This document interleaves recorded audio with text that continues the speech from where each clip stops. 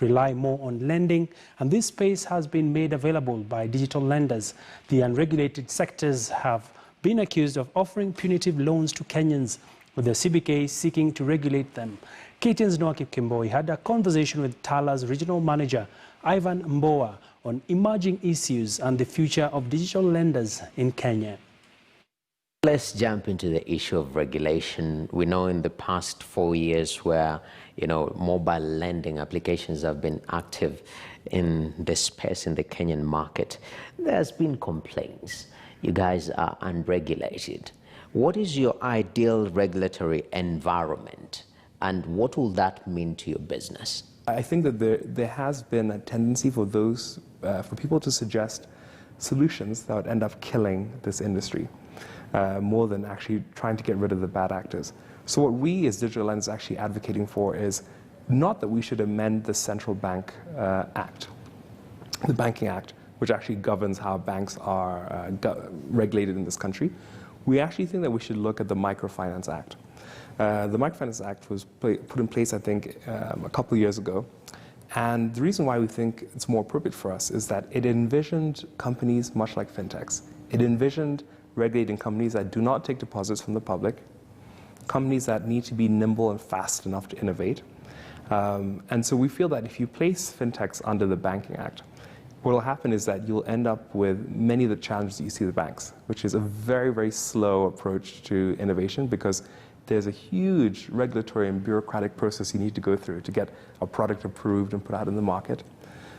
We feel that they will potentially be requirements, let's say, on minimum capital, which makes sense if I'm taking the general consumer's deposits and I'm lending it out.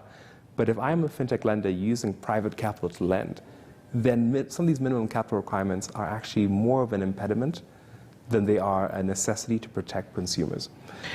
Their mobile lending applications have been termed as punitive.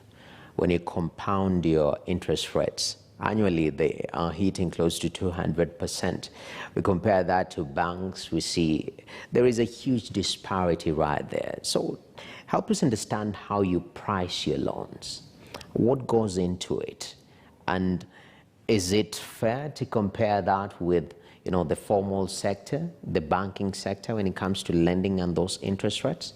Mobile lending, especially at the smallest unit level, if you think about many digital lenders, we're lending as little as 1,000 shillings, sometimes to first-time users, can be highly expensive at that point. And I'll try and break down to you some of the fees that you might experience.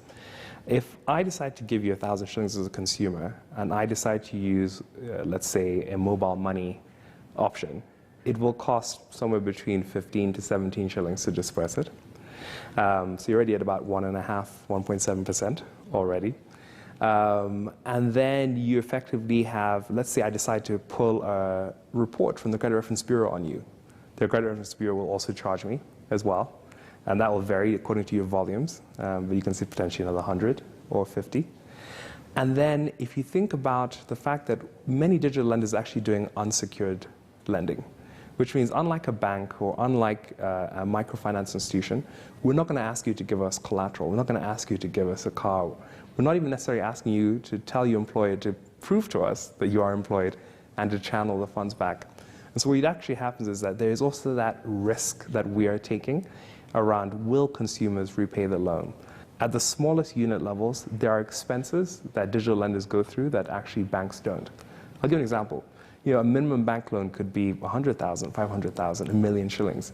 At that point, the cost of dispersing it to you is almost nothing. You have secured it with collateral, so the risk of you not paying that is almost zero. And the Credit Reference Bureau charges that they might inflict are relatively quite small. In effect, we as digital lenders are looking at the history of consumers in the past who have taken loans and defaulted, and it gives you a sense for where should we accurately price this.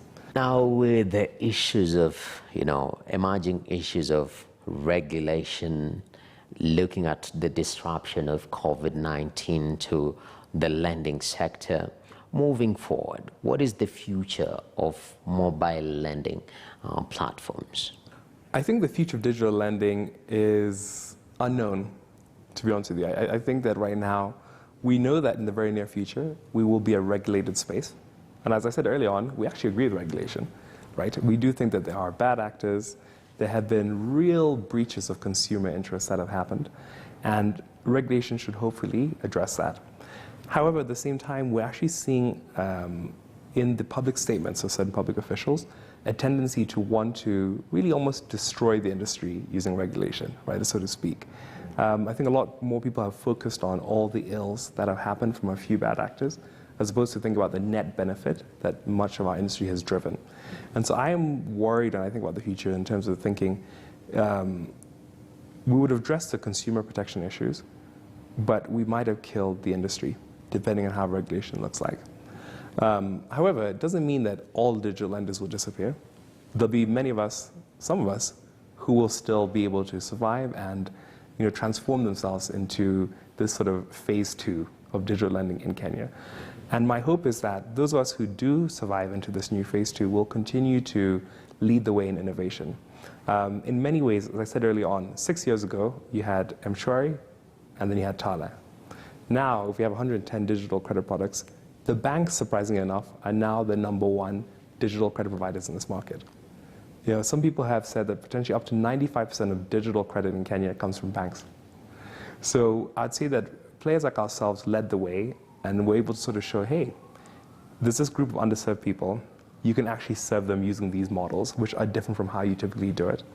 So my hope is that even in the future, maybe the digital lenders will find new spaces.